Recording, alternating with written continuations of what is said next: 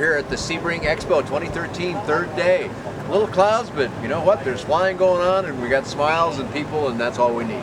Talking with Larry Mendick today of Evolution Trikes, and they're what I think is a spectacular weight shift vehicle. I love weight shift, and this is one of my all-time favorites because this is the airplane that never quits changing, it seems like, and you've got some new stuff to tell us about. Yeah, we've got a couple new options available. The biggest option is our new full engine enclosure, which gives a new seat back and kind of encloses the engine. You can certainly go with the engine cap, which is what we've had previously, but it's just another way to go. Yeah, you've had a smaller arrangement back here now. Right, so there's literally attached to the engine, just kind of finishing it off as one option. This now encompasses... Yeah, see, it's kind of part of the overall structure now, huh? Yeah, yeah. And that comes with the new extra large windshield, which is a tinted windshield. And you've got the little flaps out to the side. It gives you a virtual windshield about this width here. Really breaks the wind, and we've been testing it without eye protection in the back seat. It speeds up to 100 miles per hour. So before we had the wind off the pilot, now we have the wind off the pilot and the passenger. Pretty significant. I know you referred to this once before as kind of a bubble that gets here. We've extended that bubble. All right, and yeah, I mean you could kind of, not that you would, but you could almost light a match back here. It was that effective.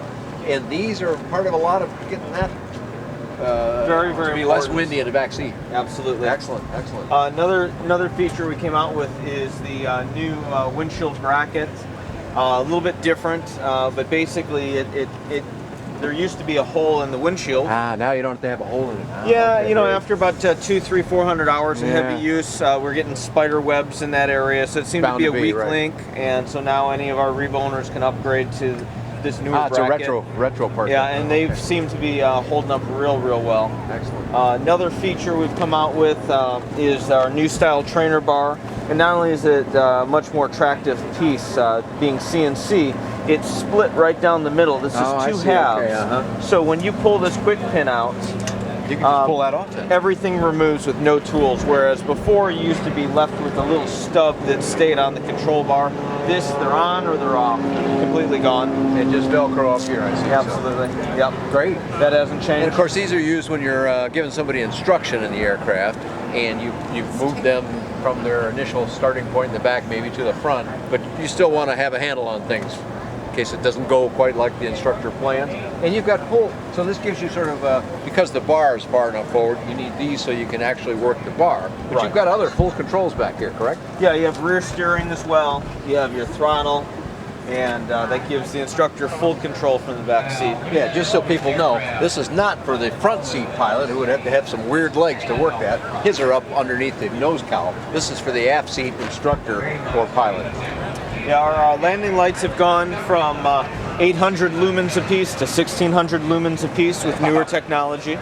So that's another nice little feature. This LED stuff is really neat, isn't it? Yep. And as simple as it may sound, our new spool spacer now has threaded inserts where you can add a set screw, and we've been dynamically balancing the props. But the problem we had was you dynamically balance it, and then you have your lead stick-on weights that normally go on the inside of a spinner. Well, where do you put them? Yeah. So this is a way. So that's you're using that as the receptacle for the lead weight. Yeah, you can add your weights, just basically a bolt, and you're adding the weight, and we can dynamically balance these.